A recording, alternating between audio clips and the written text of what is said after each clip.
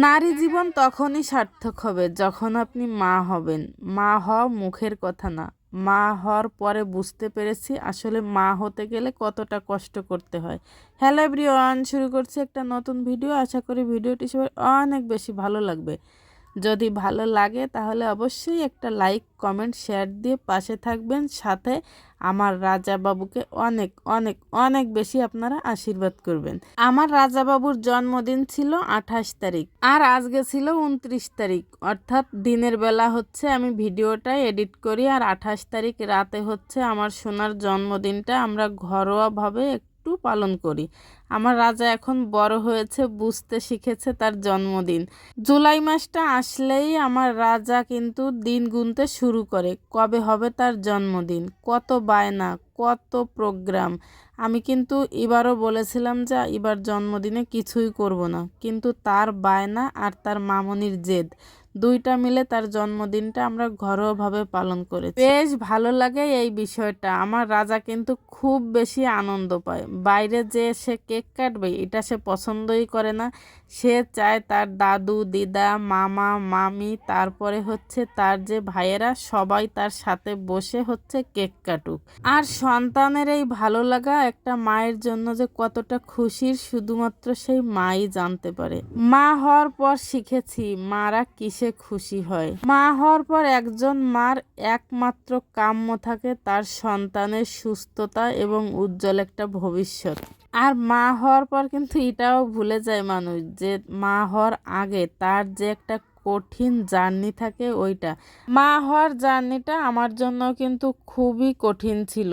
একজন মা সন্তান পেটে আসার পর যে কষ্টটা করে সেটা আমি করেছি আরও 5 মাস আগে থেকে। এর কারণ হচ্ছে আমার শারীরিক অসুস্থতা। যাই হোক, ওসব কথা না হয় অন্য আরেকটা ভিডিওতে আপনাদের সঙ্গে শেয়ার করব। আজকের এই খুশির দিনে আমি সেসব কথা মনে করতে চাই না। আর আমি সত্যি বলছি, সেই সব কষ্টের দিন এখন আমার একদমই মনে নেই। যখন মা তার সন্তানের মুখ দেখে তখন আর সেই সব কষ্টের দিনের কথা মনেও থাকে না। এটা শুধু আমার জন্য না, পৃথিবীর সকল মায়েদের জন্য। তাই সৃষ্টিকর্তার কাছে একটাই প্রার্থনা, পৃথিবীর সকল মায়ের সন্তানেরা যেন সুখে থাকে, শান্তিতে থাকে এবং তার মায়ের কোল জুড়ে দীর্ঘায়ু লাভ করে। আমার রাজা এত ছোট হলে কি হবে, সে কিন্তু অনেক কিছু বোঝে। এই যে দেখেন তার মামিরা যে তাকে এক এক করে আশীর্বাদ করছে, ও কিন্তু এই জিনিসটা খুব বেশি চায়। সবার কাছ থেকে আশীর্বাদ নেওয়া বা সবাই কিসে খুশি হবে সেই কাজটা করা। আমার রাজা কিন্তু এসব কাজ খুব আগ্রহ নিয়ে করে। তার কোনো কাজ বা ব্যবহারে আপনি কষ্ট পাবেন যদি একবার তাকে বুঝিয়ে বলা হয় এই কাজটা করলে আমি কষ্ট পাবো বা তোমার মামনি, মামা বা তোমার বাবা কষ্ট পাবে, কখনো সেই কাজটা করার চেষ্টা সে করে না।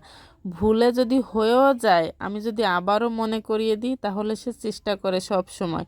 আমার সবচেয়ে এই বিষয়টা বেশি ভালো লাগে যে আমার রাজা আমার সব কথা রাখার চেষ্টা করে। তো যাই হোক, সবার আশীর্বাদ করা শেষ। এখন হচ্ছে আমরা সবাই মিলে এই যে একটু কেকটা কেটে নিলাম।